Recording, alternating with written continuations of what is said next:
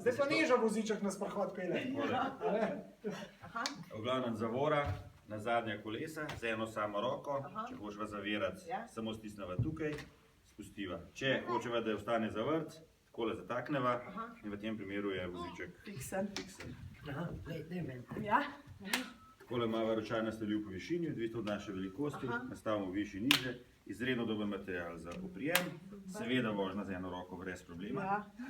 Kolesa sama so izdelane iz poliuretana, politega, se pravi, to so soft ride kolesa, napihljiva niso, to pomeni, da ne morejo početi, je pa struktura enaka. Hvala Bogu. Prednje kolo je jasno vrtljivo za 180 stopinj. Če boste kdaj prišli na slab teren, da bi vas začelo to motiti, imate pri strani gumbek, s katerim prednje kolo zaklenete.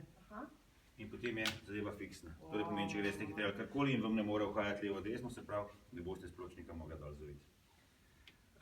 Potem pa prednje varovalo sva že pogledala. Ko bo punca sedela še bolj na komot, imava tukaj pri strani gumbke, spustiva dol, da otrok sedi.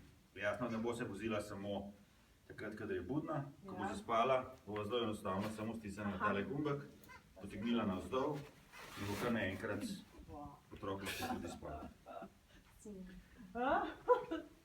Brez besed.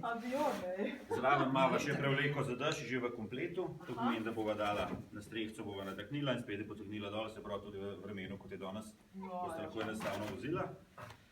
Bistveno ne, zlaganje, kot sva rekla, tukaj potem je pek perega oziroma slobod najbolj poznan, kot že samo ime pove, na tak način kot knjiga. Torej, samo zagrabimo, držamo čez in je končano. Vse naredimo z eno roko, zelo enostavno, tukaj se avtomatsko zaskoči in zdaj vidva tudi sam lahko stoji. Se pravi, predno ga dava v avto, vrže vas samo čez, otroka boste varno pripela v avto in potem boste dala tole v prtljažnik. Ko boste podpirali, imava pri strani tukaj varovalo, spustiva navzdol, samo ročaj dvigneva navzgor in to je to. In spet peljeva naprej.